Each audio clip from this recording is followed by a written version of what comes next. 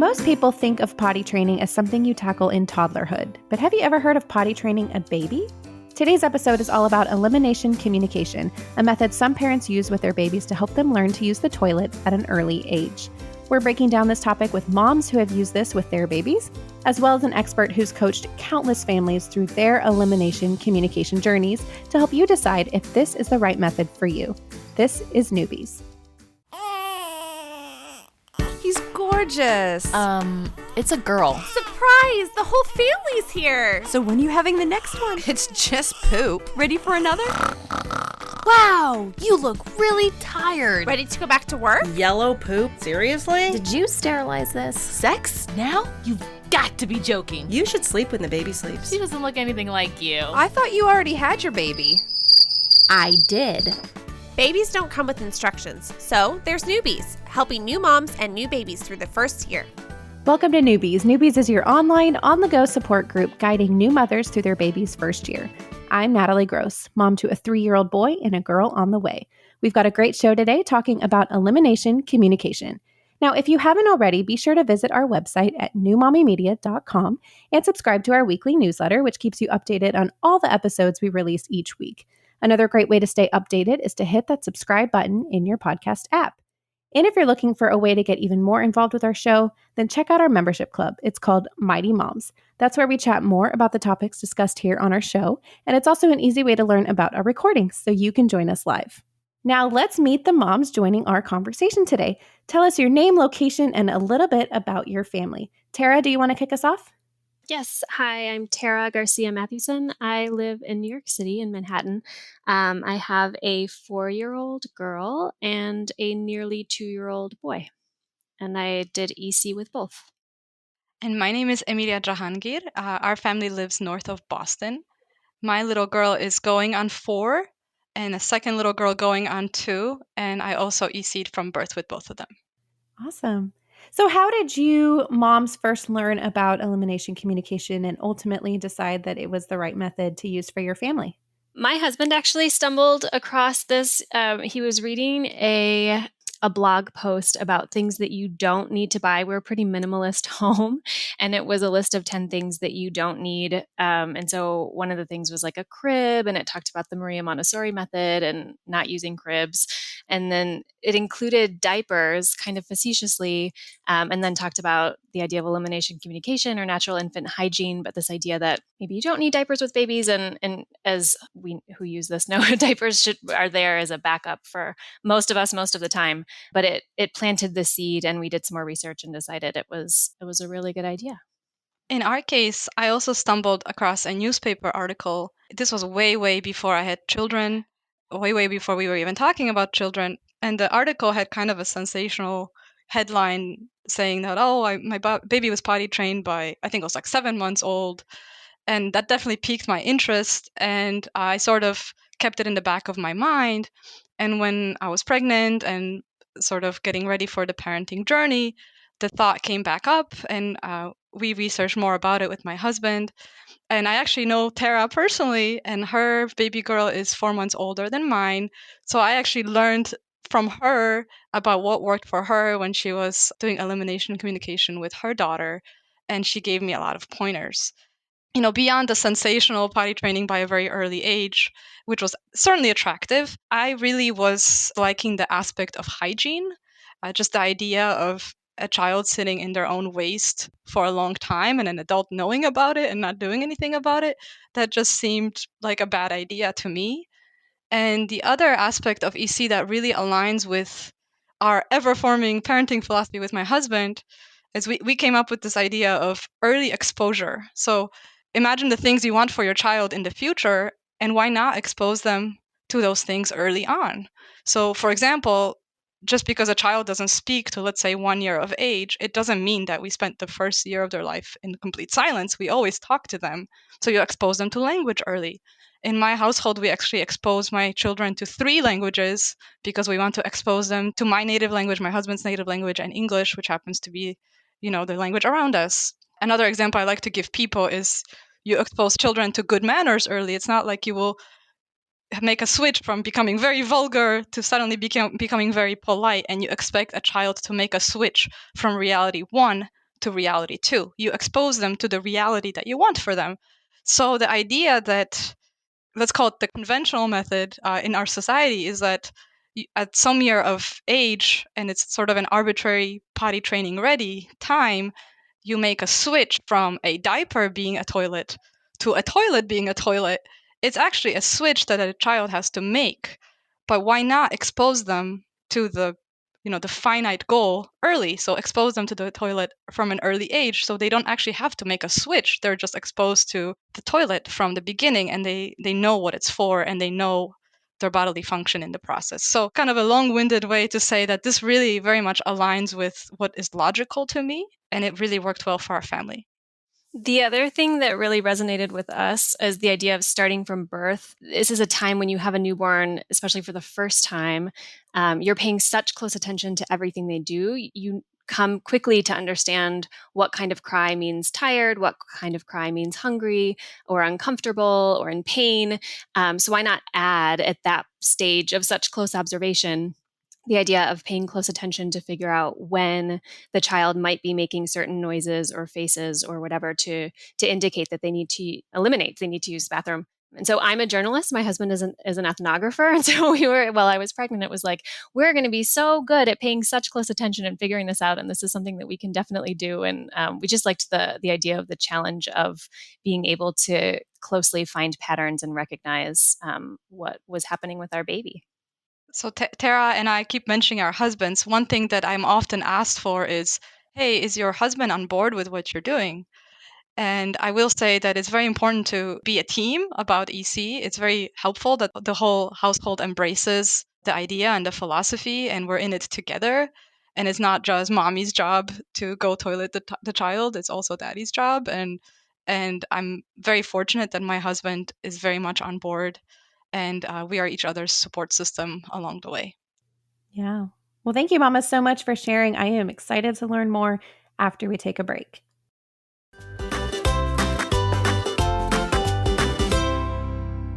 Today on Newbies, we're talking about elimination communication. Our expert today is Andrea Olson. She's the owner of the companies Go Diaper Free and Tiny Undies, and a mom of 5 children who were all out of diapers by the time that they walked. She's also the author of Go Diaper Free, Tiny Potty Training Book, the Tiny Potty Board Book, the Night Potty Board Book, and Brave New Birth. Andrea, thanks so much for joining us. Welcome to Newbies. Thank you for having me.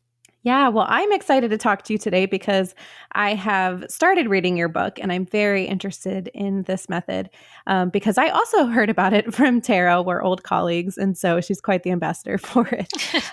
I'm so happy to hear that. Yeah.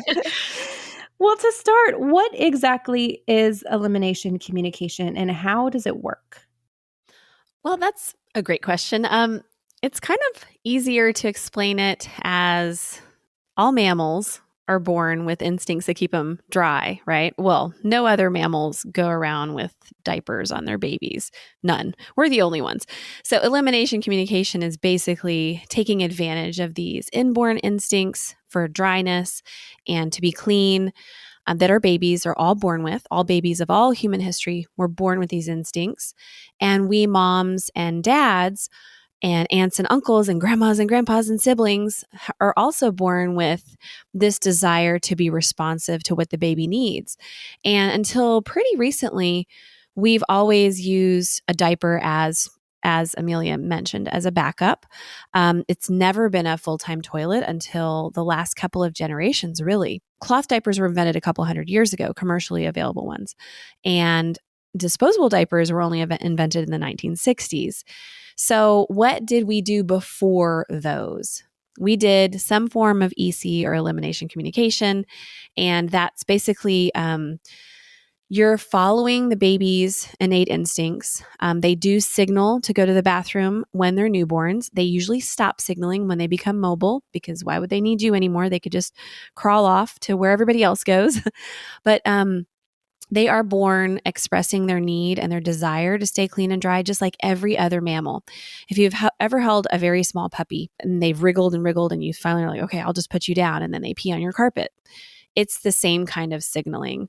It's not like, hey, I need to go to the bathroom, but it's like this uncomfortable squirming. Usually babies will cry and the mom will try everything and then check the diaper very last after they try to give them maybe some breast milk or maybe rock them to sleep or shush them or put a pacifier in. When they finally get around to checking the diaper, they're like, oh, you're dirty or you're wet. You were crying because you were dirty or wet. But actually the baby was crying before that to try to get the mom to take the diaper off so that they could go hygienically. Because if you think about it, if babies were not born this way and parents were not born to respond, our human race would have died out a long time ago from disease because babies would have been peeing and pooping all over the cave. It's just not, it's not the way we're designed. And we're designed to really work in unison together. And yeah, the modern world definitely makes it harder. So with EC, we definitely adapt it to the modern age. We have carpets, we have clothing, we have toilets instead of squatty holes that you squat over. We have a lot of things that we have to sort of navigate, and we're way busier, way more distracted. I'm sure Tara and Amelia can resonate with that. I've got 5 children. I've got 2 businesses. There's a lot going on. So I imagine that before diapers and before anybody was told any different by any company trying to make billions of dollars off of them, which the diaper companies do, before all of that, when we were connected to our intuition and to our babies, we would just respond and not have them in a diaper from the very beginning. Now, nomadic tribes would have them in a sling, and the baby would wriggle, they'd pull them out of the swing, point and shoot towards a bush, they'd go to the bathroom, they'd put them back in the sling, they probably would nurse, breastfeed right there. So they're basically riding along until they're more mobile. So when you think about what did babies do before diapers, EC is generally your answer. And then, yeah, like one of you mamas said, we totally use diapers as a backup instead of a full-time toilet. And when one of my coaches that I trained, we have groups all over the world led by my certified coaches. And one of them was like, hey, this is the one thing that everybody has to just shift. And then EC makes more sense. You're not using the diaper as a toilet anymore. And it had never been brought to me that way. And I was like, oh my gosh, that's so true. That's exactly what we do. And it's all I've ever known. All my babies were started right at birth, and they were all out of diapers by walking. And I hardly had to change a poopy diaper. And really, it's not a trick that only my children can do because I'm the expert on the topic. It's literally applicable to any baby from any walk of life, any age, 0 to 18 months. And really any developmental delays or things, those also don't really matter. All babies are completely equipped, and all parents can learn how to do EC from as early as birth. That's so interesting to me. So day 1, what do you put them in? I was cloth diapers all the way with the first baby, and the other 4, because they were not my first baby, I used disposables. And with my 4th baby, compostable diapers became my thing that I loved using because I use diaper with a Y, DYPER. There's no other diaper that makes me feel like, okay, this isn't actually terrible for the environment. Within 75 days, it can biodegrade. I'm cool with that. So with such a tiny baby, it's really hard to use cloth, in my opinion, with my babies. They're so small, and I couldn't really get it to work. So even with the first baby, I used disposables for a little while. But no matter what kind of diaper you use, you're usually going to use something because a newborn doesn't want to pee or poop in it. So if you have them naked all the time, they really don't have a reason to signal to you. So I definitely recommend using diapers as a tool because if they have it on, they're going to want it to come off. And then you'll be able to know, oh, now's the chance to take my baby to the potty, which we call a potty-tunity, or an opportunity to go to the potty. So when we have that opportunity, like if the diaper, I hope that makes sense. If the diaper's not there, even a newborn can just can pee on the bed and then wriggle out of the way and not have to lay in the wetness. So if you have a diaper on, it generally will help. I've known like maybe a handful, less than 10 people who have done no diapers from birth out of hundreds of thousands of parents that I've helped. So most of us do use a diaper. Some of them stop using one at like 8 months. Really just when you're done with the whole poop cycle, which usually they're poop trained within a couple of weeks of starting. Mine were all poop trained immediately because they're like, hey, I need to poop. And I took them poop and they were like, yes, this is amazing. And then we never really looked back. It's just the way nature intends. But usually people will start with a diaper. And honestly, between cloth and disposable, it really doesn't make a difference. From what I've seen through our widespread groups, really whatever makes the baby signal the best and stay dry and clean and helps you, the mom or dad, stay really low stress, that is the kind of backup you should use. It could be underwear. I do make undies at Tiny Undies for 6 months, which can fit almost a newborn. You could use underwear. You could use training pants. You can use a diaper, cloth, or disposable. And you could go for it and do it naked. And if you do naked, you'll just want to do a lot of baby wearing so that you'll get some kind of signal like the wriggling before they need to go so you can actually have some level of success with it. So you feel them wriggling, you see them kind of crying or starting to do these cues, which we'll get into in a little bit, and you take them immediately over the toilet? Yeah, so you can hold them over anything. I love the top hat potties. And when I got my first one with my first baby, it was a total game changer. You hold it between your legs. They're from Southeast Asia is where they originated. And you just hold the baby over it. So think about the baby with her back along your torso and her head, wobbly as it is in the beginning, kind of between your breasts. And you're holding gently underneath the thighs and pointing him or her away from you. That's the position we usually use. Some babies don't like that, so we cradle them while we hold their thighs in the same way. And we're not opening their thighs or anything like that. We're just gently cradling them so that we can kind of aim over a receptacle.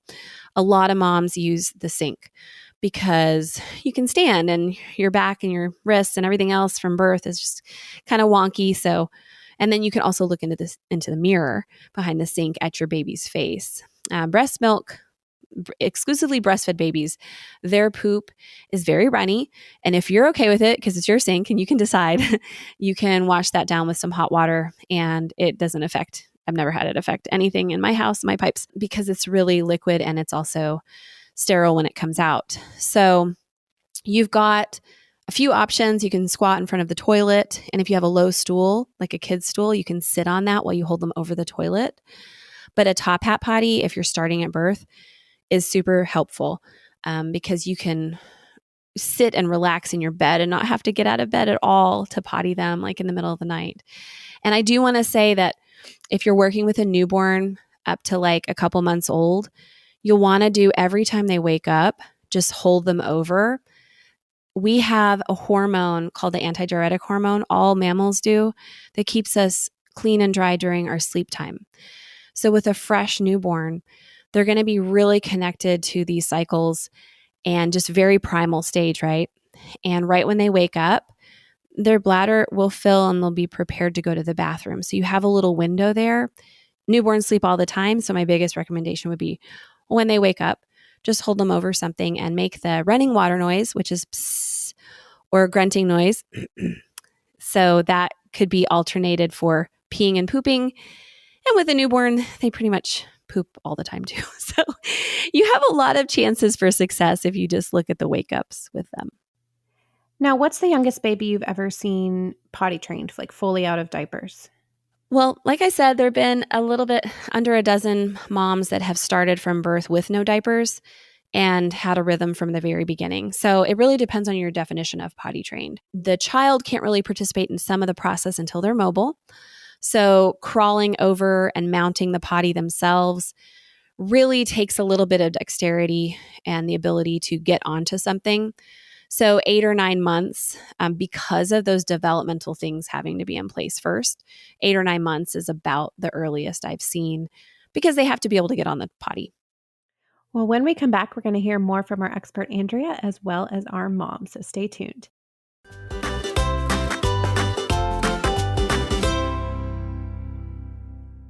We are continuing our discussion with Andrea Olson of Go Diaper Free and her moms, Tara and Amelia, today. So before we get into more serious questions, I want to know if any of you have any funny stories about using this method. Any crazy looks from strangers in public restrooms or anything? Oh my gosh, so many stories. I feel like there's whole categories of stories. So there's like the funny stories while you were in public, in a restroom, holding your baby over a potty on the changing table, or in a public park, needing to empty a potty somewhere. Or like, I remember once with my daughter, I was celebrating how many hours we'd been reusing the same diaper because it was always dry. And I was composing in my head the text to her about, how excited I was.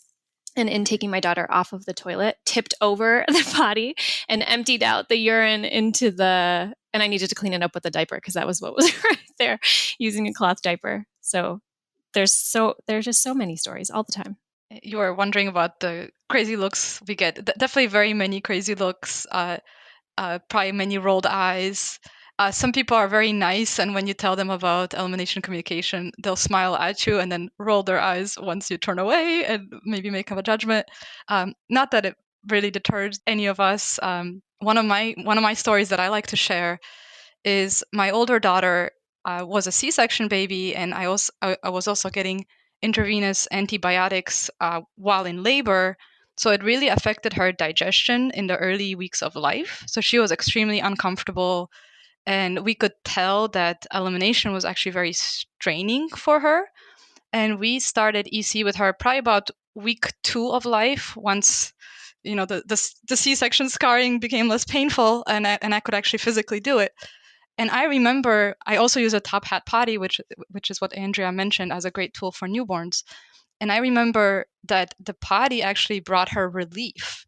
And one time we were struggling with a lot of crying at night, and we realized, okay, I think she needs to go to the bathroom. She needs to poop. And I put her on the top hat potty, and this is like 4 a.m.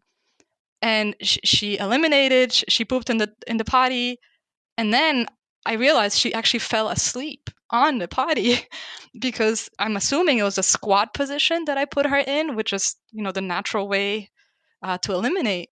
I think it brought her so much relief and comfort that she actually was comforted by pottying and went to sleep after a very hard night. So that's a story I like to share. I also like to tell people that some of my extended family was a little skeptical, and they're saying, oh, like, this is very different. What are you guys doing? But what really convinced them was actually seeing it in action. So, for example, my husband's mother, she came to visit us when the baby was about 4 weeks old. And by then, she was pretty much consistently pooping on the top hat potty.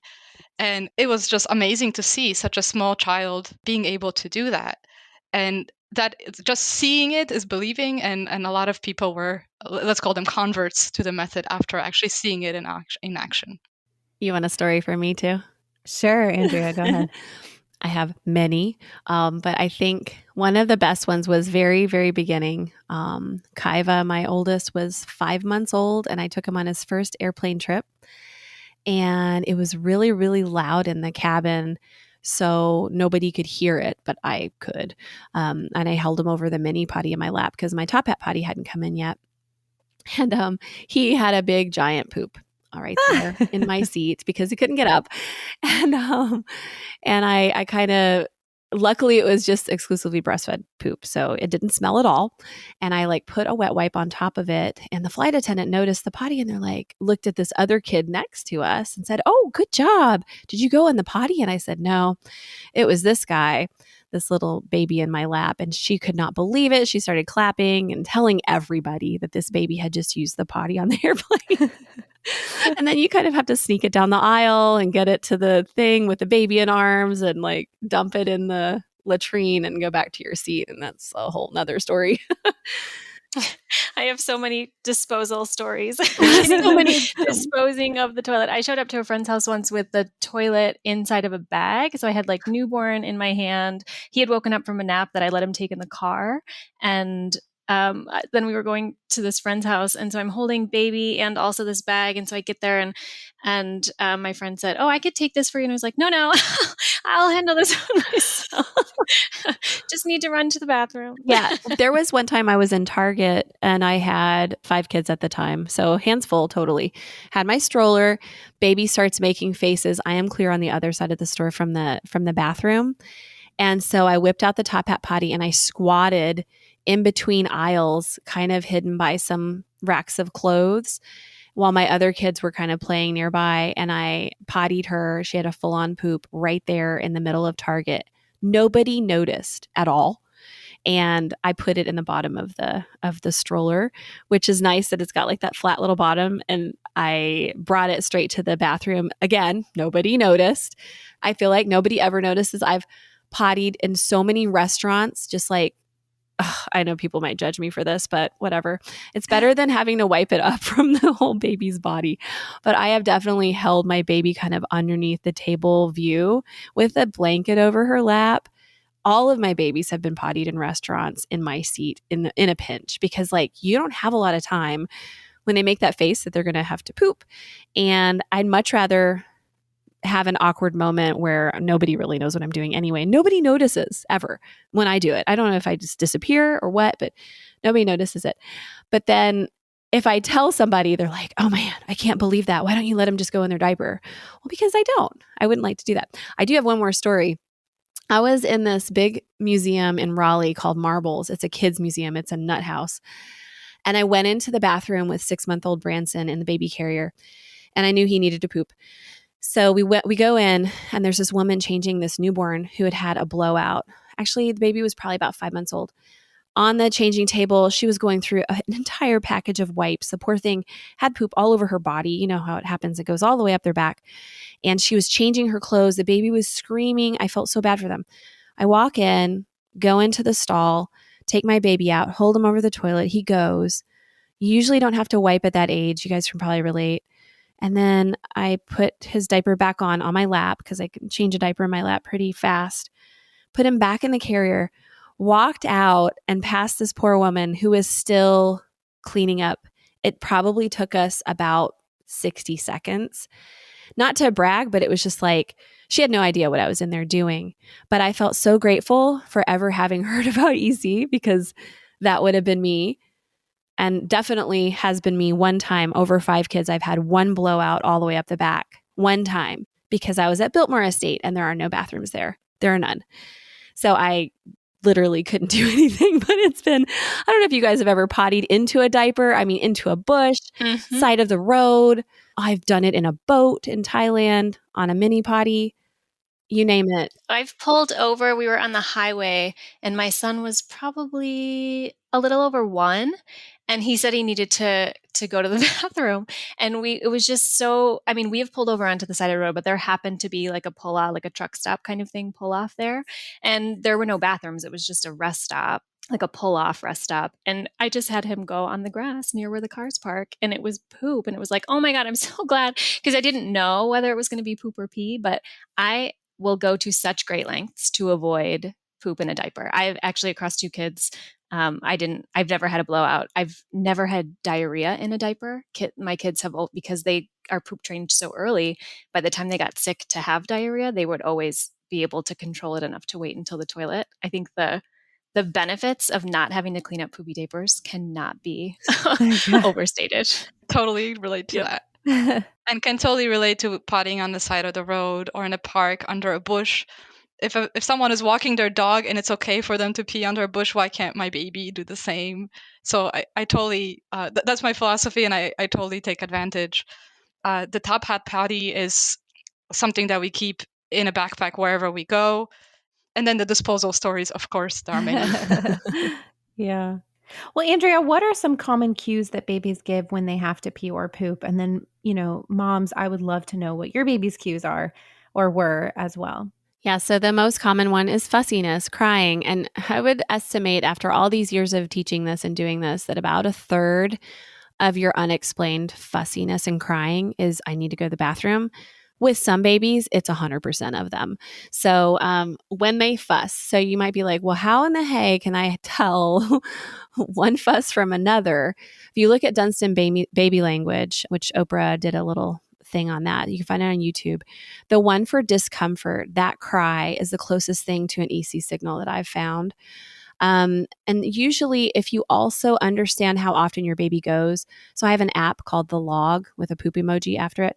It's pretty new, and it'll allow you to track how often your baby goes during diaper-free observation time. So if you also know that your baby will usually pee 5 minutes after nursing, and they fuss, I always say the first fuss after nursing is a signal. So that's one way to start to kind of decode your baby's language, which you're going to have to do anyway for everything else, for sleeping and eating too. And then another signal that's pretty accurate is when you have them in a baby carrier and they start to arch out of it, especially a little bit older babies. They really use their strength to try to get out of the carrier, and they wriggle, and they just don't, you think that they hate the baby carrier, but it's actually a signal. Sometimes you might feel like you've gotten peed on, and then you check and there's nothing. In that case, that's called a phantom pee. That's a pretty real phenomenon too. It's actually the bladder filling, and you can feel it if you're that connected to your baby and that interested in what's going out as well as what's going in. That can be a signal. With a mobile child who's like walking especially, so walkers, yeah, like around a year old, they start to grab and pull at their diaper or their underwear. So I usually recommend to take them out of diapers once they have mastered walking, because they rise to the occasion. Just put them in underwear. It'll all work out. But whatever they're wearing, they'll start grabbing at it. Even though they can't disrobe yet, they will grab and pull and tug. And then the last one I want to say is any movement towards, if you have the mini potty in the living room, or if you have a bathroom nearby where you guys play, the baby will start to crawl or walk towards the toilet or the mini potty or the bathroom, or even bang on the door to go outside. My first son did that. He'd bang on the door and then he'd go outside and pee right outside the door. All babies are so brilliant, and they're so aware of what's going on. They know where you go to the bathroom, so they will start to go there as a signal. The biggest one too is a sign. When they start to bear down and they have to go poop, almost every mom and dad knows when their baby is pooping. They might not know when it starts, but they know when it's happening. And then they wait for the diaper to catch it all, and then they clean it up. When you start to see that grimace, it looks like their first smile, and it's not. They're just pooping. You just say, wait, and take their diaper off, take them over something, and have them finish in that receptacle. It is amazing how fast they will start to look at you while they make that face, even within a couple of weeks of birth, and go, hey, I'm about to poop here. Get me to the toilet. And they'll start to look for you. Yeah. Amelia and Tara, any of those cues sound familiar? I'll be honest with you, in the early stages, I was much, much better about always reading solid waste rather than liquid waste. I never quite got to reading the PQs in the newborn phases. And then once my daughters became mobile, as Andrea just mentioned, those cues usually are lost. So we, in our family, actually depended more on rhythm and timings. So the poop signals are kind of like a straining of the face muscles, or later on when they became mobile, it's almost like they pause for a moment, like they're walking or playing, and then they'll pause, and they're just not really doing anything for let's say 5 seconds, and then I know, oh, she's about to poop. I gotta run her to the toilet. So I was pretty good at catching the solid waste, and they were poop trained very early. But I will mention the rhythm because that worked really well for us. Kind of timing that I would always put my girls on the potty right after nap time. So over time, we sort of learned each other. They learned that, oh, mommy and daddy are going to put us on the toilet. So we will wait a few minutes before we eliminate, because they don't pee while they're sleeping. They'll only pee when they wake up. So this is how I explained it to myself, that they learned that they will expect to be put on the potty. So why soil yourself into the backup diaper if you can just go on the toilet? So that worked really well for us. So after every nap, after every wake up, and after every meal. So early on when I was breastfeeding, typically every time I nursed, I would put them on. Later on when they went into solids, it obviously just spreads out your timings to be further and further apart. But that sort of worked for us really well. And I really liked Andrea's description a little while ago of, use whatever backup method, diaper method that stresses you out the least. So I take that to heart because we didn't want to put too much stress on ourselves. We're busy working parents. So sometimes if I didn't catch a pee, that's okay. And if I didn't catch a signal, that's okay. We celebrated the victories instead of mourning the losses, if you will. So if I couldn't catch a cue, that was okay in our case. And later on, when my kids started learning language, that was the next cue. So for example, my older daughter, she learned the word for pee around 12 months of age. So at the time, she was a very consistent pooper on the potty, but not fully trained out of diapers when it comes to pee. But she would tell me using language that she needed to go. And early on, that's actually a funny story. Early on, it wasn't always consistent. Sometimes she'd say the word because she knew it yielded action. She knew that the moment she said that word, we would take her out of the high chair so she didn't have to eat anymore, or she would get out of a situation that she didn't want to be in because she'd know we'd immediately stop what we were doing and run her to the toilet. Bedtime? And I'm going through that with my toddler. oh, yep, because they're so smart and they know exactly that there's a cause and effect. Mommy and daddy will run her to the toilet. Yeah, my kids did similar cues as everything that's been mentioned. My oldest was particularly, well, I start to say that she was very verbal as an infant in terms of like her fusses were very clearly tied to needing to pee, and it was easy to take her. But I think with my second, when I had a second, it was just that I didn't notice them early enough. And then why would he keep being verbal about it if I didn't respond every time? So I feel like I may have missed the cues until they weren't done anymore. And for him, I much more relied on timing. And so it was like, well, if he just nursed, he's gonna go within the first 10 minutes, and then again another 15 or 20 minutes later, and then it's extend, and you can kind of think of the amount of whatever he's consumed getting through him, and then the cycle starts again when he nurses again. So there's a lot of patterns, and as the kids change age, it's different. So when my daughter was 1.5, she would clearly kind of bounce around when her bladder was full, and it was easy. I felt like it was easy to explain to others, obviously take her now. This is her potty dance. But I think you have to keep looking for different cues as different developmental stages are reached, and as your kid's growing and becoming distracted by different things. But my son always would find me wherever I was in the room and lock eyes with me when he was about to poop, and it was very clear I needed to rush him to a toilet. Yeah, and I also want to add a story about my mother. With my second child, I had moved to North Carolina, so I was close by, so she got to see her a lot more. And there was one time she was holding her, and she's like getting fussy in her arms, and my mom said, I think she needs her diaper changed. And I said, why don't you take her diaper off and go hold her over the sink and say, psst. And she's like, what? Okay. So she brought her in there, did as I said. Sure enough, she was dry and she went potty. So we already can kind of tell when a baby's uncomfortable and needs a diaper change. A lot of EC babies will give you the same kind of signal, but they're actually holding it and waiting for you to kind of sync up with them. And I'll also say that babies who don't signal at all, anybody who starts EC between like 4 months and even 14 months, you might not get any signals at all. Like both of these other mamas have said, you can do EC very successfully with all the other ways to know the baby needs to pee. So baby signals, baby's natural timing, which is that rhythm she was speaking about, which is how often does my baby go to the bathroom right now? And it changes over time. You've got common times when most babies need to pee, like Amelia was saying, after a nap, before the bath, after you get them out of the car seat or the baby carrier. We always just offer the potty-tunity because eventually our babies will sync up to it. And then the fourth way to know your baby needs to pee is just the mom or dad's intuition. Like this thought flashes through your mind, or you wake up from sleep and you're like, I literally have woken up from sleep and gone, pee. My baby needs to pee. And then sure enough, 5 minutes later, they're shifting and they need to go to the bathroom.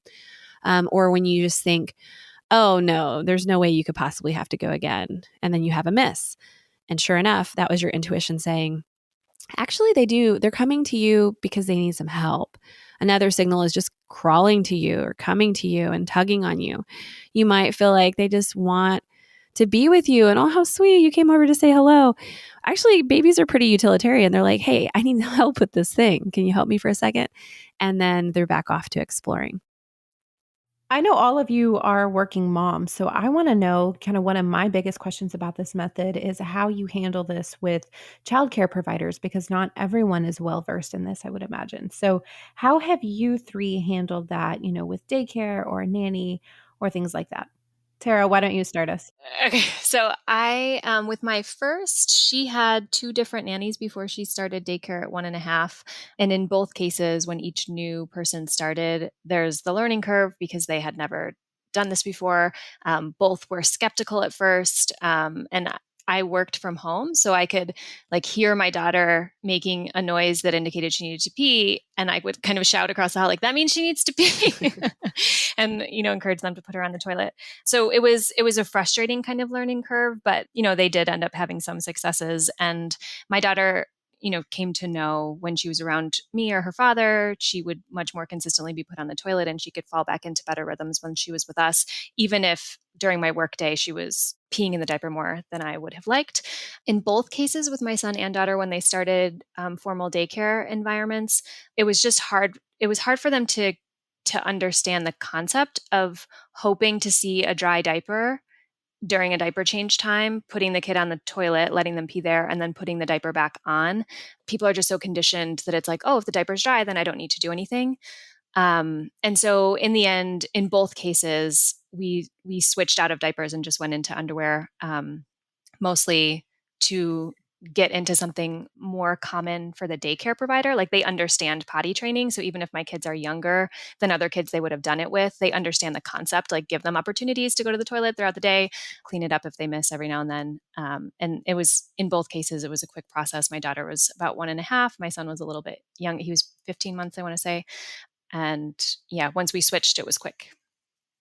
So in my case, we also ended up having a nanny, which was wonderful for us, and we chose one that was very much on board with EC. I will say that before we made the decision to go with a nanny, we toured several daycares, and the conversation about EC definitely came up. And this was still at an early age where there was definitely very much hands-on ECing needed. And we found a couple daycares that were actually on board to trying. They didn't completely dismiss it, and they didn't completely say, "Oh, I don't have time for this. I'm not going to deal with it," which is what I often hear from other moms. We had one daycare where the provider there was actually kind of judgmental about EC, and it was actually one of the reasons why we decided not to go with that particular with that particular center. Maybe because maybe she stepped on our pride a little bit about our parenting decisions. So in the end, that we made a decision for many reasons, not just for EC, but for many reasons to get a nanny, and we were fortunate that we could. And by the time she was our child caretaker, our daughter was actually pretty close to being verbal, and she was actually using language. The other thing I wanted to mention is that our nanny has since had a grandson, and she's actually doing EC with him, and he was very much early poop trained as well. So I was very proud that I was able to spread the word about EC with someone who didn't know about it before. And for me, we've had childcare because I only work 3 hours a day, between 3 hours a week and 3 hours a day. And I always have stuck to that, but I've always had help during those hours. So we've done preschools at local churches that have like a mom's morning out kind of thing, where they'd be there between 3 and 4 hours a day. I've never done full-time daycare, although I have examples on my podcast of people who've done full-on daycare and done EC very successfully. Did it at home, while their baby was in daycare. Daycare didn't do a lick of EC at all, and it worked out great. I've also had in-home babysitters, nannies, etc. And so I've definitely seen it all. I even made a little mini course on daycares because it's such a daunting thing. Like, why would I bother doing this if I have to send my kid to daycare in a month? Is it even worth it? I can assure everybody that it is worth it. Absolutely. With an in-home caregiver, if you've got somebody from another country, you might want to ask them if they do something like this in their country where they come from. And they probably 9 times out of 10 have seen something like this before. And you can kind of let them know what your baby's signals are, what their timing is, etc. If you're in the other room, like Tara explained, I've also done the same thing. So I'm at home working and I need to nurse the baby when the baby wakes up anyway. Bring me the baby when the baby wakes up. The nanny brings me the baby. I potty the baby and show the nanny what I'm doing. Then I nurse the baby. Then I give the baby back to the nanny. When she fusses, the next fuss is going to be a signal. I want you to take her diaper off and do what I did when she woke up. Offer her. And you know what? I have no pressure. I have no expectations, whatever. Just try it and see what happens. And 10 times out of 10, it would work. And we have a lot of turnover in nannies in Asheville. People are just really flaky here, and it's really hard to get somebody consistent. So I've trained a lot of nannies and babysitters exactly like that. And then the next time they wake up, just say, hey, could you potty the baby and then bring her to me, and then I'll nurse her. And then that first fuss, remember just to potty the baby. Oh, and hey, before you lay the baby down for a nap, which would be in 45 minutes with a newborn anyway, go ahead and potty the baby then too. So you want to show them how, make sure they're equipped, and drop the bar totally to the ground and be like, I don't expect you to catch anything. But if you do, tell me what happens. And they get this confidence, just like my mom did, of that first catch, and then they're eager to try it again. With a daycare or a preschool situation, I always do a foundational pee potty tunity and a pickup potty tunity. So right when I get to the daycare, I bring them in and I potty them so that they know they can do that with me there and it's familiar. Anytime they're changing diapers, I say, hey, could you offer the potty at this time? And anytime my child makes this poop face, will you please try to get them to the potty because you won't have to change another diaper and my baby will be a lot happier. At the very least with the preschool, hey, could you just change her every hour just to keep her as dry as possible? Babies will usually get it really fast, or they always get it really fast, that we do EC at home and at daycare we don't do EC if that's the situation. And then if you're finished at home, your baby's like 18 months old, you're totally done, and your daycare will not allow you to come in without a diaper on. All you have to do is show them a video of it successfully at home and say, look, this is what she does at home. Do you think we'd give it a try? Worst case scenario, at Tiny Undies, I have these pull-up covers. So it looks like a diaper, but it's actually more like an underwear. So you can kind of meet them halfway. I would just have a conversation with the daycare. Montessori traditionally would have babies 12 to 18 months all in cotton pants for learning purposes. If you're in a traditional school, they should do that. And if they don't, you might want to just bring it up and say, hey. And I think Tara might have something to add about that. Yeah, I had to push back. My son is in a Montessori school, and when I went in for the teacher meeting and explained that he uses toilets and he's still in diapers, but he uses the toilet most of the time. And they said that because of the Montessori philosophy respecting the child, that they offer to take a child to the toilet, but if they don't say yes, they want to go, that they won't force it.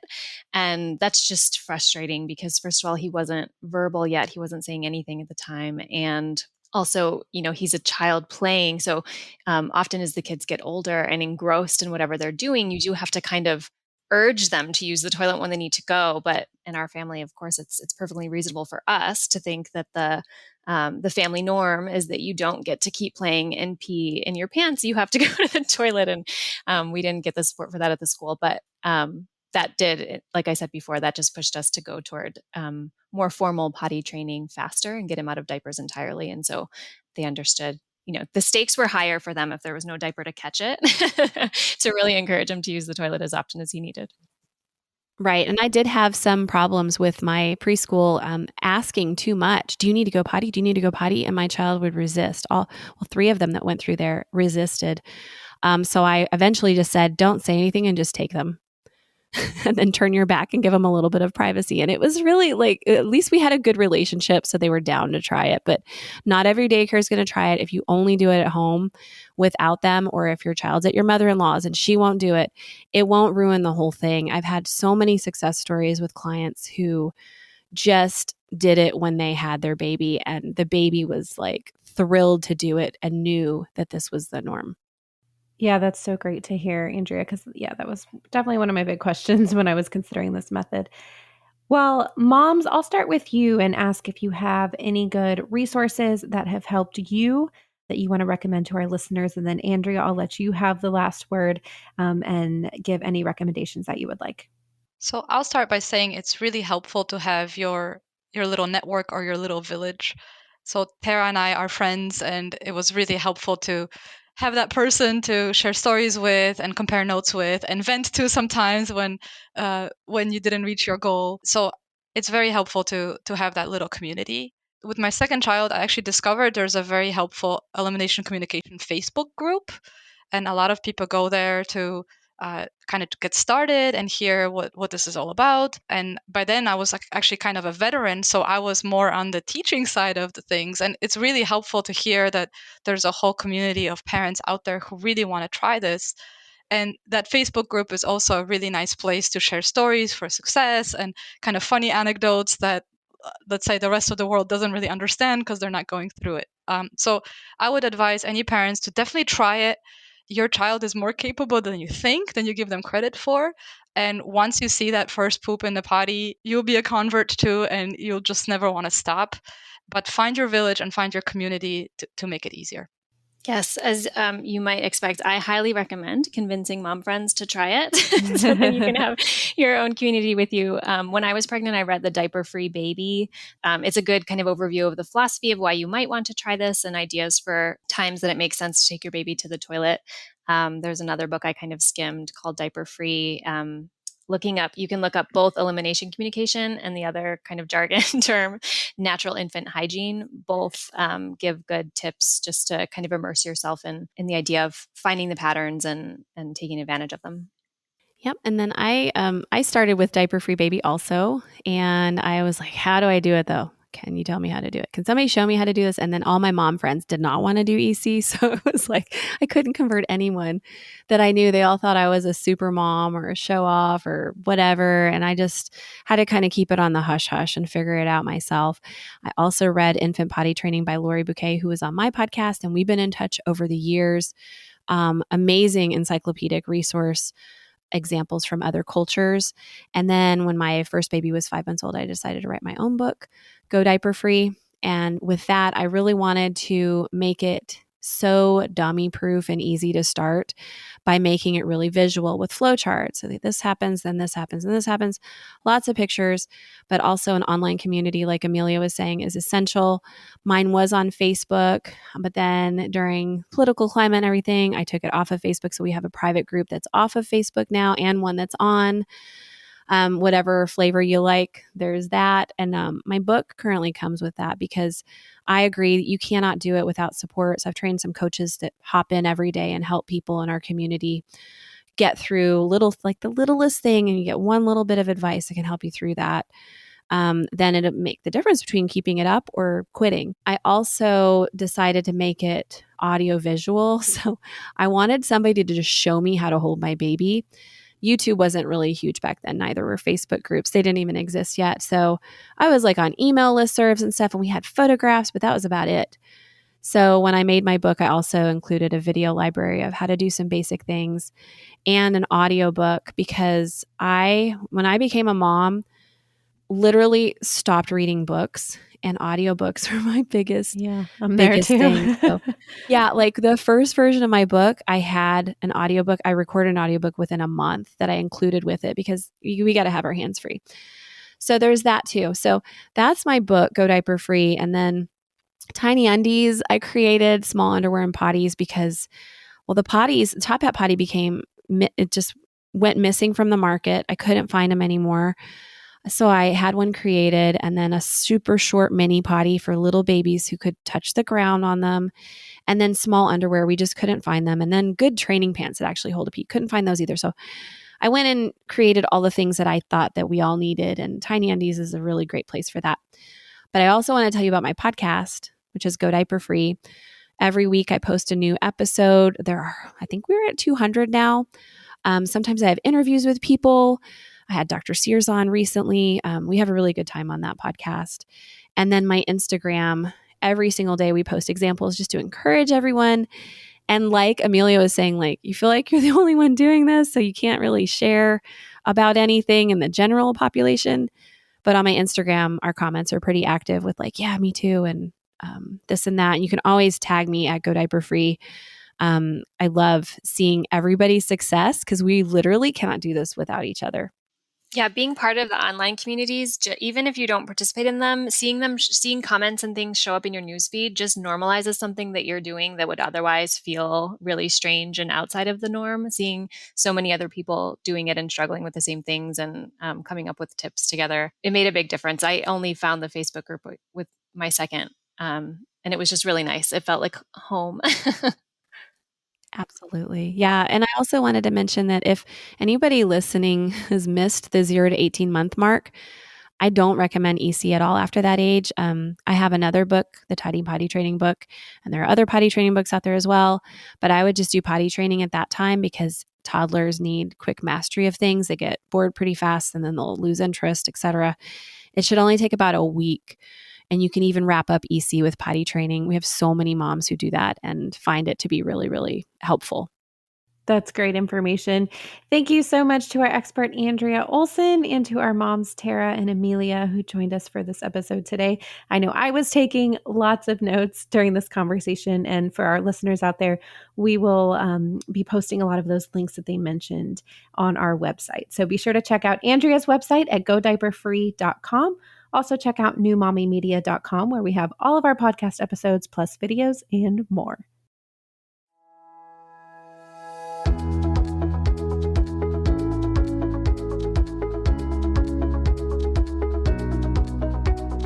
That wraps up our show for today. We appreciate you listening to Newbies.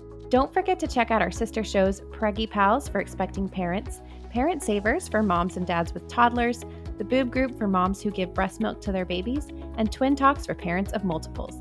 Thanks for listening to Newbies, your go-to source for new moms and new babies.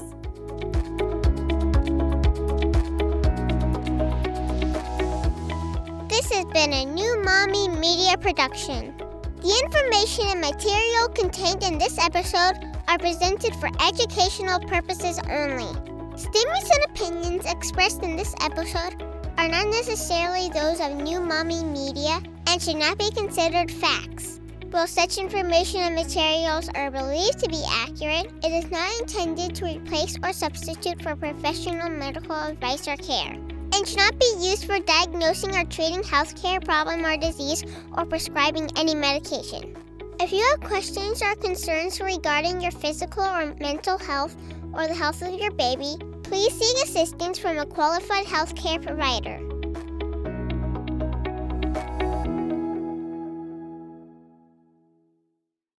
Hey mamas, don't forget to check out Mighty Moms. It's our online community built for new moms just like you. Not only can you connect with other moms, but you can also join us backstage for special mom-only online events. And you'll also be notified when we're recording so you can join us as a special guest. Visit our website, newmommymedia.com, and click on the Mighty Moms banner. It's free. That's newmommymedia.com. See you there.